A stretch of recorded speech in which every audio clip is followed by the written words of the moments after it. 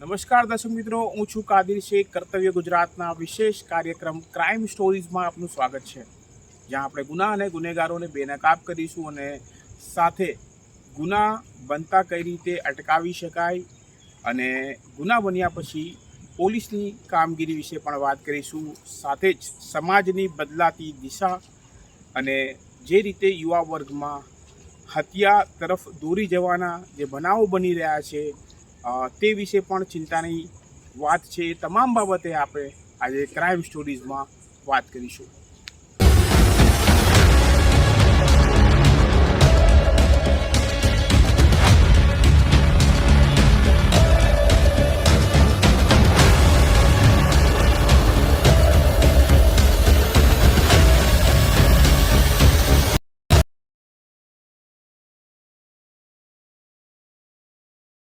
દર્શક મિત્રો, સુરત શહેરમાં છેલ્લા ઘણા સમયથી હત્યાના બનાવો સામે આવી રહ્યા છે. ખાસ કરીને વાત કરીએ સુરતના લિંબાયત વિસ્તારમાં ચકચારી આલોક અગ્રવાલના કાપડ દલાલની હત્યાની ઘટનાએ તો તે વિસ્તારમાં ખાસ કરીને લોકોમાં ક્યાંક ને ક્યાંક આવા હત્યારાઓ સામે રોષ ફાટી નીકળ્યો હતો. તો પોલીસે તુરંત એક્શનમાં ગણતરીના કલાકોમાં હત્યા કરનારા આરોપીઓને ઝડપી પણ પાડ્યા હતા. ખાસ આ ગુનામાં જે મુખ્ય આરોપીઓ પકડાયા હતા એ સિવાય તેમને મદદ કરનારા આરોપીઓને પણ પોલીસે તાજેતરમાં પકડી પાડ્યા છે. આલોક અગ્રવાલ હત્યા કેસ સુરતના લિંબાયત વિસ્તારમાં 2 ઓગસ્ટ 2025ના રોજ બન્યો હતો, જેમાં 45 વર્ષીય કાપડ વેપારી આલોક જંડારામ અગ્રવાલની 3 શખ્સો દ્વારા 80 સેકન્ડમાં 60મી વધુ ચપ્પુના ઘા મારી નિર્મમ હત્યા કરવામાં આવી હતી. આ ઘટના ડુંભાલ ફાયર સ્ટેશન નજીક વહેલી સવારે લગભગ સવારે 2:45 વાગ્યે બની, જે સીસીટીવીમાં કેદ થઈ હતી. આ હત્યાએ અગ્રવાલ સમાજ અને સ્થાનિક લોકોમાં ભારે રોષ ફેલાવ્યો હતો. અગ્રવાલ સમાજે આરોપીઓને કડક સજાની માંગ સાથે સુરત પોલીસ કમિશનરને રજૂઆત કરી હતી.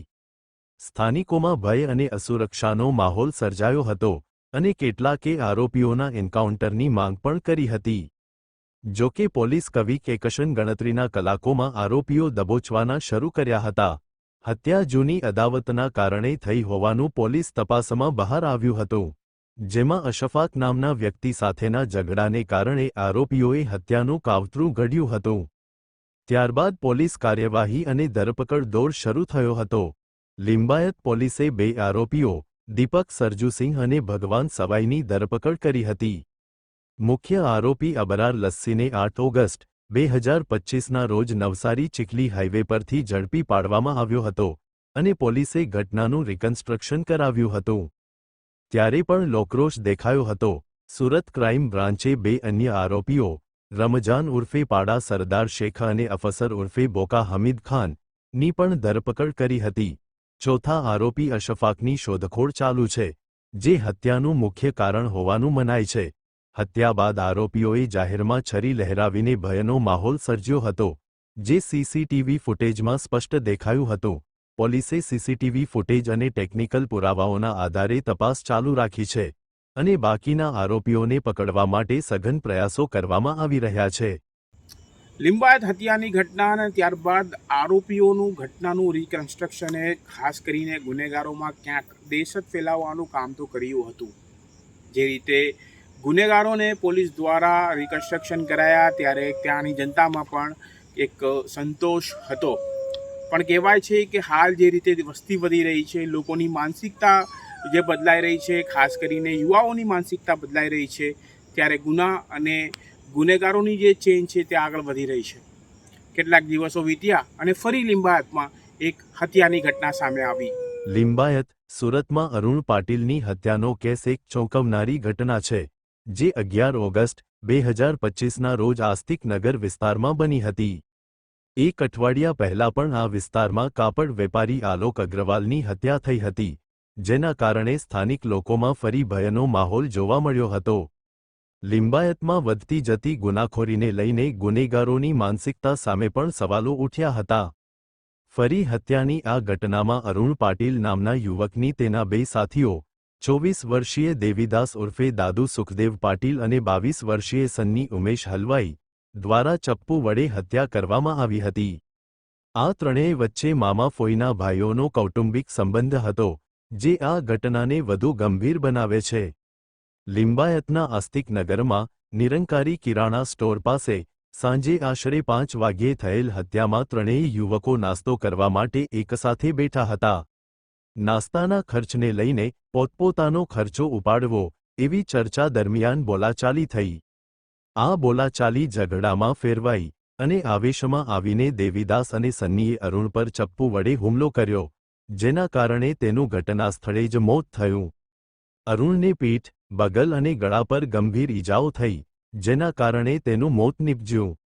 લિંબાયત પોલીસે ઘટનાની જાણ થતાં તાત્કાલિક તપાસ શરૂ કરી અને ગણતરીના કલાકોમાં બંને આરોપીઓ, દેવીદાસ અને સન્ની, ધરપકડ કરી. પોલીસની પૂછપરછમાં આરોપીઓએ ગુનો કબૂલ્યો. આ ઉપરાંત તપાસમાં જાણવા મળ્યું કે આરોપીઓ અગાઉ પણ ગુનાહિત પ્રવૃત્તિઓમાં સંડોવાયેલા હતા. દેવીદાસ પાટીલ સામે લિંબાયતમાં મારામારીનો ગુનો નોંધાયેલો, જ્યારે સન્ની હલવાઈ સામે હત્યાના પ્રયાસ, જુગાર અને પ્રોહિબિશનના કેસ નોંધાયેલા છે. સુરત શહેરના લિંબાયત પોલીસ સ્ટેશન વિસ્તારમાં ગઈકાલે એક હત્યાનો બનાવ બન્યો હતો. લગભગ 5-5:30નો બનાવ છે, સાંજનો. આ ઘટનામાં પોલીસે તરત જ કાર્યવાહી કરી અને એફઆઈઆર નોંધી અને જે આરોપીઓ એને પકડવાની પ્રક્રિયા શરૂ કરી દીધી હતી. એમાં પોલીસના ધ્યાનમાં આવ્યું હતું કે 2 આરોપીઓ આમાં સંડોવાયેલા છે.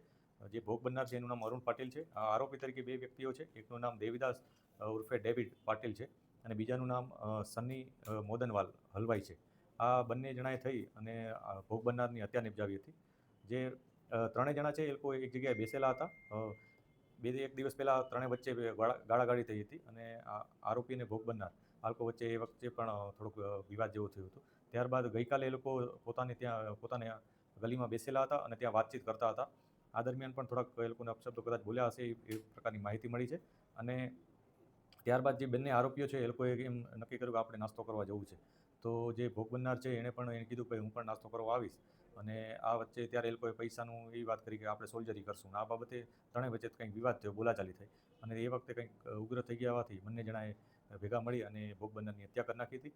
પોલીસે તરત જ આરોપીઓને હસ્તગત કરી અને આગળની કાર્યવાહી શરૂ કરી અને અરેસ્ટ કરી લીધા હતા. જે ભોગ બનનાર છે જે આરોપી છે એ બંનેના જે ગુનાહિત ઇતિહાસ છે એમાં મારામારી અને એ પ્રકારનો પ્રોહિબિશનનો ને એ પ્રકારના ગુના છે.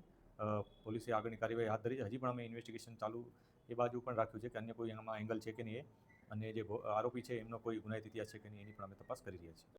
આ પહેલા આલોક અગ્રવાલ અને હવે અરુણ પાટીલ એમ હત્યાની બીજી ઘટનાથી સામાજિક અસર દેખાઈ છે. આ ઘટનાએ લિંબાયત વિસ્તારમાં ભય અને આક્રોશનો માહોલ સર્જ્યો છે. અરુણ પાટીલની હત્યાની ઘટના નાસ્તાના ખર્ચ જેવી નજીવી બાબતે થયેલી હિંસાનું ઉદાહરણ છે, જેણે સમાજમાં સુરક્ષા અને પોલીસ કાર્યવાહી પર ચર્ચા ઊભી કરી છે. લિંબાયતની ઘટનામાં આપણે જોયું કે જે રીતે આલોક અગ્રવાલની હત્યા થઈ હતી તેમાં પણ ક્યાંક એક આરોપી સાથે ઝઘડા અને ત્યારબાદ આખી જે ઝઘડાનું વેર વાળવા માટે હત્યા કરાઈ હોવાનું તેવું પ્રાથમિક રીતે હાલ સુધી તપાસમાં ખુલ્યું છે. જ્યારે હાલ જે બીજી હત્યા થઈ છે તેમાં પણ 3 મિત્રો નજીવી બાબતે ઝઘડ્યા હતા, ગાળાગાળી થઈ હતી અને તેમની હત્યા કરી દેવાઈ. પોલીસે આરોપીઓને તો ઝડપી પાડ્યા. હત્યાનો સિલસિલો અહીં જ ના અટક્યો હતો. હત્યા વધુ એક દિવસ વીત્યોના ને બીજી હત્યાની એક ઘટના સામે આવી હતી સુરતના સચિન વિસ્તારમાંથી. સુરતના સચિન વિસ્તારમાં 28 વર્ષીય વિપિન ઉર્ફે કાળુ મદનસિંહની હત્યાનો બનાવ 10 ઓગસ્ટ 2025ના રોજ બપોરે આશરે સવારે 3:30 વાગ્યે શિવ દર્શન કોમ્પ્લેક્સ નજીક બન્યો હતો. આ ઘટના મોબાઈલ ચોરીને લઈને થયેલા જૂના ઝઘડાની અદાવતનું પરિણામ હતી. પ્રાથમિક તપાસમાં જાણવા મળ્યું છે કે ઇમરાન અને અયાન નામના આરોપીઓના મિત્રનો મોબાઈલ ચોરાયો હતો, જેના કારણે વિપિન અને તેના મિત્ર અમનસિંહ સાથે વિવાદ થયો હતો. આ ઝઘડાનો બદલો લેવા માટે ઇમરાન, રાજીક, અયાન અને અન્ય 3 આરોપીઓ સહિત કુલ 6 લોકોએ 4 બાઇક પર આવીને વિપિન અને અમન પર હુમલો કર્યો. હુમલામાં લાકડી, ડીકા અને ચપ્પુનો ઉપયોગ કરવામાં આવ્યો, જેમાં વિપિનને ગંભીર ઈજાઓ થઈ અને તેનું મોત નીપજ્યું. સચિન પોલીસે તાત્કાલિક કાર્યવાહી કરી એક સગીર સહિત 3 આરોપીઓની ધરપકડ કરી અને હત્યાનો ભેદ ઉકેલ્યો. બાકીના આરોપીઓને પકડવા માટે તપાસ ચાલુ છે. સચિન પોલીસ સ્ટેશનમાં તારીખ 10/8/2025ના રોજ એક ડિટેક મર્ડરનો કેસ દાખલ થયેલો છે. આ ગુનાની ટૂંક વિગત એવી છે કે આ ગુનામાં જેનું મર્ડર થયેલું છે એટલે કે ભોગ બનનાર નામે વિપિન ઉર્ફે કાળુ મદનસિંહ એની પત્ની સાથે સચિન વિસ્તારમાં રહેતો હતો. ગઈકાલ તારીખ 10/8/2025ના રોજ આ ભોગ બનનાર અને એના મિત્ર અમનસિંહ એ સચિન 4 રસ્તા આગળ ઉભેલા હતા. તો આ બંને જણ ત્યાં ઉભેલા હતા. તો આરોપીઓ ટોટલ 6 આરોપીઓ ફરિયાદ મુજબ છે. આ 6 આરોપીઓએ એક સંપ થઈ અને આરોપીઓ એક એક્ટિવા અને રિક્ષામાં આવેલા હતા અને આ જે ભોગ બનનાર અને એના મિત્ર એમને ત્યાં મૂઢમાર માર્યો અને જેથી આ ભોગ બનનાર અને એનો મિત્ર અમનસિંહ નવસારી તરફના રોડ ઉપર ત્યાં ભાગ્યા. એમનો પીછો કરી અને ફરીથી આ જે ભોગ બનનાર જેનું મર્ડર થયેલું છે ત્યાં આગળ સૌરાષ્ટ્ર લીવા પાટીદાર સમાજની વાડી આવે છે ત્યાંથી દિવાલ કૂદી અને એ વાડીમાં ગયો. તો ત્યાં આ 6 આરોપીઓ પૈકી 4 આરોપીઓએ આ જે ભોગ બનનારને 2 ચપ્પુ અને મૂઢમાર મારી અને એનું ગંભીર ઇજાઓ કરી અને મોત નિપજાવેલું છે. ગુનાની જે ફરિયાદ જોતા આ ફરિયાદમાં ટોટલ 3 આરોપીના ટૂંકા નામ અને 3 આરોપીના નામ જણાવેલ નથી. એટલે ટોટલ ફરિયાદ જ્યારે દાખલ થઈ એ વખતે 6 આરોપી દર્શાવેલ હતા. આ જે 3 ટૂંકા નામ જે હતા એ 3 ટૂંકા નામ બાબતે પોલીસે તપાસ હાથ ધરી તો એમાંથી 3ના નામ ક્લિયર થઈ ગયા અને એના સિવાયના જે 3 જે નામ નહોતા ક્લિયર એમાંથી પણ બધાના નામ ક્લિયર થઈ ગયા છે. અને આ ટોટલ 6 આરોપીઓ પૈકી 2 આરોપી મેજર છે એ અને એક આરોપી કાયદાના સંઘર્ષમાં એક આરોપી કે જેનું નામ એફઆઈઆરમાં નહોતું એનું નામ પણ ક્લિયર થઈ ગયું છે. પોલીસ તપાસ દરમિયાન 2 આરોપી અને એક કાયદાના સંઘર્ષમાં આવેલ કિશોર એમના નામ ક્લિયર થઈ જતા આ ત્રણેય વિરુદ્ધમાં કાયદેસરની કાર્યવાહી હાથ ધરેલ છે. જે હાલમાં જે 2 આરોપીઓની જે ધરપકડ કરેલી છે પોલીસે એમાં એક આમિર આલમ સૈયદ અને બીજા અજમત ઉલ્લા ઉર્ફે અયામ એહસાન શેખ આ બંને આરોપીઓની ધરપકડ કરેલી છે. એના સિવાય એક અન્ય કાયદાના સંઘર્ષમાં આવેલ કિશોરનું પણ આમાં નામ ક્લિયર થયેલું છે. એને પણ પોલીસે તાબા હેઠળ લઈ અને એના વિરુદ્ધમાં પણ કાયદેસર કાર્યવાહી હાથ ધરેલી છે. વિપિનની હત્યાની ઘટનાનો વિડિયો સોશિયલ મીડિયા પર વાયરલ થયો હતો, જેમાં જોવા મળ્યું કે વિપિન લોહીલુહાણ હાલતમાં મદદ માટે પોકારી રહ્યો હતો, પરંતુ આસપાસના લોકો મદદ કરવાને બદલે વિડિયો શૂટ કરવામાં વ્યસ્ત હતા. પોલીસના જણાવ્યા અનુસાર જો વિપિનને તાત્કાલિક સારવાર મળી હોત તો તેનો જીવ બચી શક્યો હોત. ક્યાંક અદાવત, ક્યાંક નાની મારામારી, તો ક્યાંક મિત્રો વચ્ચેનો ઝઘડો, આ નજીવી બાબતો ક્યાંક ને ક્યાંક હત્યા સુધી લઈ જાય છે. સુરતના સચિન વિસ્તારમાં પણ હત્યાના આરોપીઓને પોલીસે ઝડપી પાડ્યા હતા. તેમાં પણ હત્યા કરનારા અને ભોગ બનનારા વચ્ચેનું આગળની અદાવતનું જૂનું કનેક્શન નીકળ્યું હતું. લિંબાયત હોય, સચિન હોય કે અન્ય કોઈ વિસ્તાર, હત્યાના આ બનાવો નજીવી બાબતોમાં સામે આવ્યા છે, જેમાં ક્યાંક જૂની અદાવત, ઝઘડો, મારામારી અને ગાળાગાળી, આ તમામ હત્યાની ઘટનાઓ પાછળ ક્યાંક ને ક્યાંક ગુનેગારોની માનસિકતા, આસપાસનું વાતાવરણ, અનેક કારણો છે. આ સમાજ માટે, આસપાસના વિસ્તારના લોકો માટે, પાડોશીઓ માટે, દરેક વાલીઓ માટે ચિંતાનો વિષય છે કે તેમના બાળકો શા માટે હત્યા જેવી ઘટનાને અંજામ આપી રહ્યા છે. આ વિશે કર્તવ્ય ગુજરાત ન્યૂઝે વિશેષ વાતચીત સુરત સિવિલ હોસ્પિટલના માનસિક રોગોના નિષ્ણાત સાથે કરી હતી. ડૉક્ટર ઋતંબરા મહેતાએ આ અંગે ખાસ વાતચીતમાં ખૂબ જ ચોંકાવનારા કારણો જણાવ્યા હતા અને સમાજની બદલાતી રીતિ ભીતિ વિશે પણ તેમણે પ્રશ્નાર્થ કર્યા હતા. સાંભળીએ તેમને. જી મેમ, આપનું નામ અને ડેઝિગ્નેશન. ડૉક્ટર ઋતંબરા મહેતા, હું પ્રોફેસર અને હેડ સાયકિયાટ્રી ડિપાર્ટમેન્ટ, ગવર્મેન્ટ મેડિકલ કોલેજ અને નવી સિવિલ હોસ્પિટલ સુરત. મેમ, જે રીતે સુરત શહેર કે ગુજરાત કે કહી શકાય કે જે રીતે હત્યાના બનાવો બની રહ્યા છે, ખાસ કરીને વાત કરવામાં આવે તો યુવા વર્ગ છે જે 15-16થી 25-30 વર્ષનો જે યુવા વર્ગ છે, ખાસ ગુનાખોરીમાં રવાડે ચડી રહ્યું છે અને હત્યા જેવા ગંભીર ગુનાઓને આચરી રહ્યું છે, જેનું કોઈ ક્રિમિનલ બેકગ્રાઉન્ડ નથી દેખાતું, પણ ક્યાંક ને ક્યાંક મોબાઈલ, ટીવી આ બધું જોતાં શું લાગે છે આપને, જે રીતે કલ્ચર ચેન્જ થઈ રહ્યું છે, કઈ રીતની યુવા પેઢીની માનસિકતા આપને લાગે છે? આખો સામાજિક સ્તરે ઘણો બદલાવ આવી રહ્યો છે, એ તો દેખીતું જ છે. ખાસ જે આ 15થી 25 વર્ષ એટલે કે કિશોરાવસ્થાથી યુવાવસ્થાની જે આખી મજલ છે, એમાં હું એક સાયકિયાટ્રિસ્ટ તરીકે એવું કહીશ કે મલ્ટિપલ ફેક્ટર્સ એટલે કે ઘણા બધા કારણો આના માટે જવાબદાર છે. સોશિયલ ફેબ્રિક એક તો તૂટી રહ્યું છે, કુટુંબો નાના થતા જાય છે, વસ્તી વધતી જાય છે, એકબીજા સાથેની જે સમભાવની જે લાગણીઓ છે તે ઓછી થતી જાય છે, મદદ કરવાની ભાવના ઓછી થતી જાય છે, સ્વ અર્થે એટલે કે પોતાનામાં દરેક વ્યક્તિ માનસિક રીતે સંકુચિત થતો જાય છે, મદદ કરવાની ભાવના અમે એવું કહીએ કે એમ્પેથી એટલે કે બીજાના દુઃખમાં પણ દુઃખી થવું, સહાનુભૂતિ અનુભવવી એ પણ બહુ જ ઓછું થઈ રહ્યું છે અને દેખાદેખી વધતી જાય છે.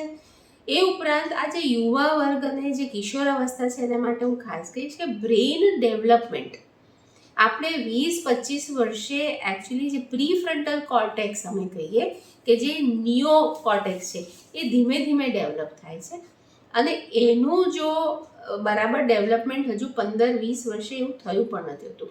એ શું કરે તો કે નિર્ણય આપણે કઈ રીતે લઈએ છીએ તે, આપણી સમજણ શક્તિ અને આપણી ભાવનાઓ ઉપર, આપણી લાગણીઓ ઉપર એનો કાબુ, આ બધું પ્રીફ્રન્ટલ કોર્ટેક્સ કરે, જે આવતા વાર લાગે છે, ધીમે ધીમે ધીમે અનુભવોના આધારે આવે છે. તો આ બધું આપણે જોઈએ કે આ જે યુવા વર્ગ છે એને એક તો જે પ્રકારનું એન્વાયરમેન્ટ અને કુટુંબમાં પણ જે વાતાવરણ હોય એ જે મળવું જોઈએ. આપણે પહેલાં શું હતું કે ઘણી બધી પેઢીઓ હતી તો દરેક ઉંમરના વ્યક્તિઓ એમાં હોય અને આપણે શીખીએ.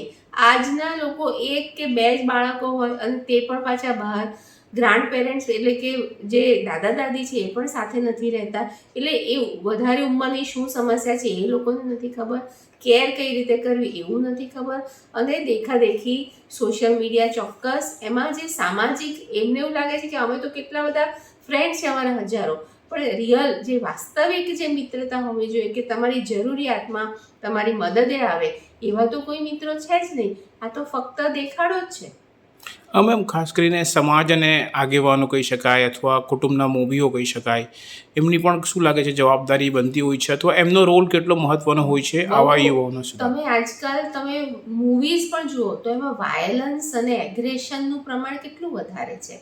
એવા કેટલાય આજે વર્ષોથી સ્ટડીઝ પુરવાર કરી રહ્યા છે કે બચપણથી અને ખાસ કરીને કિશોર અવસ્થામાં જો વાયલન્સ, એગ્રેશન વગેરેનું જો એક્સપોઝર વધારે હોય ને તો એ વ્યક્તિઓ એમ સમજે છે કે ધીસ ઇઝ ઓકે, આ તો કરી શકાય છે, આમાં કંઈ ખોટું નથી, મોટા પણ કરે છે, હીરો પણ કરે છે, તો હું કેમ ના કરી શકું, ધીસ ઇઝ ઓકે. આવા જે ખરેખર વેલ્યુ સિસ્ટમ જે ન થવી જોઈએ એવી એ લોકોમાં ડેવલપ થઈ જાય છે અને માટે એ લોકો પણ આ બધા આવા એગ્રેશન અને તમે કહો છો કે ખૂન સુધી પણ એ લોકો પહોંચે. પ્લસ એ લોકોમાં આવેગ, ઇમ્પલ્સિવિટી બહુ વધારે હોય છે આ યુવા વર્ગમાં. એ હોર્મોનલ અને બ્રેઇનના ડેવલપમેન્ટ મેં કહ્યું કે હજુ એટલું કાચું હોય છે, બ્રેન એટલું ડેવલપ નથી થયું હતું કે આવેગોને કઈ રીતે કંટ્રોલ કરવા, કાબૂમાં રાખવા એ પણ એ શીખ્યા નથી હોતા. માટે કંઈ પણ નાની નાની ઘટના પણ થઈ જાય કે એને એવું અપમાન લાગી જાય કે એને એમ થાય કે મારું કયું નહીં, અથવા તો મારે આ બધામાં બતાવવું છે કે હું કંઈક હીરો છું કે મારું આમ પ્રભાવ છે, તેમાં પણ એ લોકો આવું કરી દે છે, દેખાદેખી કરી દે છે. શું લાગે છે મેમ આ માટે સમાજમાં શું બદલાવની જરૂર છે અથવા આવા યુવા વર્ગને ગુનાખોરીથી અટકાવવા કયા પગલાંની જરૂર છે, કયા કયા લોકો દ્વારા પગલાં લેવાની જરૂર છે? આખો સમાજ આને માટે જવાબદાર છે. કુટુંબ તો જવાબદાર છે, શાળાઓ જવાબદાર છે, કોલેજો જવાબદાર છે, આખો સમાજ. ખરેખર જે સારી વેલ્યુઝ જે આપણને બતાવે છે એવા અનુભવોમાંથી આ લોકોને પસાર કરવાની જરૂર છે. આજનું એક્સપોઝર અલગ જ બીજી બાજુ જ વધારે છે. જે સારી વાતો છે એનું એક્સપોઝર તો ખૂબ ઓછું થઈ ગયું છે. એટલે સમાજમાં જો કોઈને કોઈ મદદ કરે છે તો એને આપણે તાળી પાડીએ અને વધાવી લઈએ, આ સારું છે. થોડુંક આપણે સમય આપીએ કુટુંબના વ્યક્તિઓ માટે, દાદા દાદી માટે, લોકો માટે, કમજોર લોકો માટે, ગરીબો માટે સેવામાં આપણે કંઈક એવી પ્રવૃત્તિઓમાં આ લોકોને જોડીએ. શાળા કોલેજો પણ આવી પ્રવૃત્તિઓ કરાવવી જોઈએ કે કઈ રીતે સમાજ સેવા અને કઈ, એટલે અલ્ટિમેટલી તો એમ્પેથી એટલે કે લોકોને માટેની ભાવના જો વધારે જાગૃત થાય, સહાનુભૂતિની ભાવના, તો મને એવું લાગે છે કે ઘણું આપણે પણ એને માટે પેઢીઓ લાગે છે. Okay done. જી મેમ. હા, ખાસ હું એ કહેવા માગું છું કે છેલ્લા 5 વર્ષથી અમે જે જુવેનાઇલ જસ્ટિસ બોર્ડમાંથી 16 થી 18 વર્ષના જે કિશોર કિશોરીઓ જે હિનસ ક્રાઇમ એટલે કે મર્ડર રેપ એ બધામાં જે ફસાયેલા હોય છે તેનું અમે અભ્યાસ કરીએ છીએ અને એમને રિપોર્ટ સાયકોલોજીકલ રિપોર્ટ આ બધા અભ્યાસ ઉપરથી આપીએ છીએ. તો અમને એવા ઓબ્ઝર્વેશન્સ મળ્યા છે કે ખાસ કરીને અમુક સ્લમ અથવા તો એવા વિસ્તારોમાં રહેતા જે આ બધા કિશોરો છે એ લોકોને પોતાની ઓળખ હોતી નથી. તો આજે આજુબાજુ કોઈ એવી નાની મોટી ગેંગ્સ એવી ઊભી થઈ જાય છે કે જે એક ડોન જેવા હોય છે, તો એમને પોતાને પણ એવું લાગે કે આ કેવો છે, એ લોકો પ્રભાવિત થઈ જાય છે આ લોકો ઉપર થી અને એ પોતે એ ગેંગમાં જોડાય છે. એમાં એને 2-3 લાભ એ થાય છે કે એક તો પોતાની એક ઓળખ ઊભી થાય છે કે હું આ ગેંગનો છું, બીજું કે આખી ગેંગ હોવાથી એ ડિવાઇડેડ રિસ્પોન્સિબિલિટી છે. કોઈ પણ ગુનો કરશે તો ડિવાઇડેડ રિસ્પોન્સિબિલિટીમાં સજા થશે એવું જરૂરી નથી, પકડાશે એવું જરૂરી નથી. ત્રીજું કે ઘણીવાર એમને પોતાને પણ મને પણ કે જરૂર પડે તો આ લોકો મારી મદદ કરશે, એટલે કે સર્વાઈવલ ઇન્સ્ટિંગ માટે પણ એ લોકો કરતા હોય છે.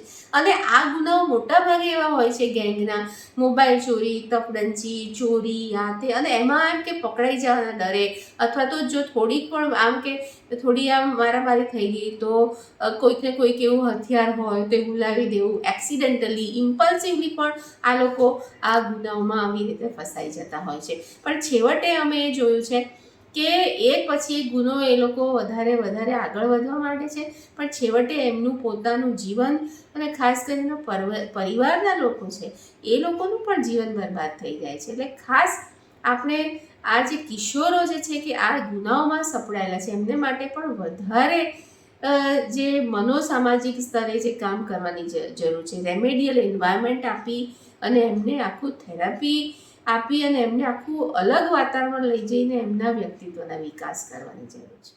હવે વાત કરીએ છેલ્લે એક લૂંટેરી દુલ્હનની. જે લૂંટેરી દુલ્હન તો ઠીક, પણ સાથેના જે વચ્ચેના દલાલો હતા, લગ્ન કરાવનારા મેચમેકર હતા, તે પણ ફ્રોડ નીકળ્યા હતા.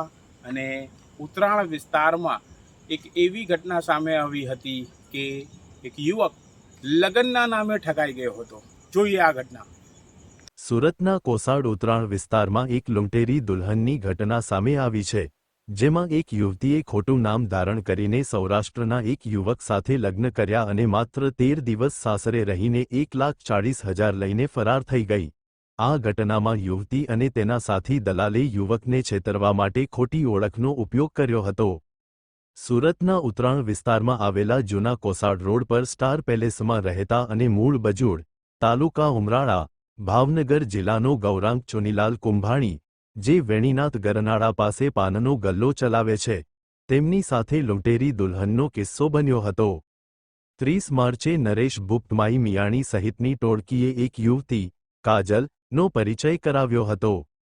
ગૌરાંગને કાજલ પસંદ પડતા લગ્ન માટે 2,25,000ની માંગણી કરવામાં આવી હતી.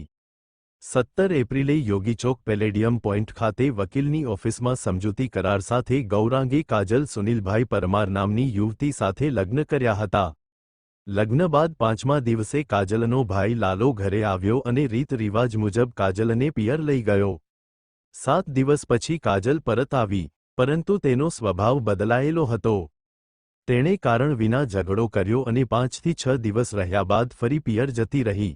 9.600 ગ્રામ સોનાની ચેઇન અને પગની ઝાંઝર લઈને ગૌરાંગે સંપર્ક કરતા કાજલે જણાવ્યું કે, મને પૂરતી રકમ મળી નથી, હું તારા ઘરે કાયમી રહેવા આવી નથી. આપેલી રકમ નરેશ, લાલો અને રાજુ ભડિયાદરાએ લઈ લીધી છે. હવે મને કોલ કરતા નહીં. આમ, કાજલે ગૌરાંગને 1,40,000 અને ઘરેણાં લઈને છેતર્યો.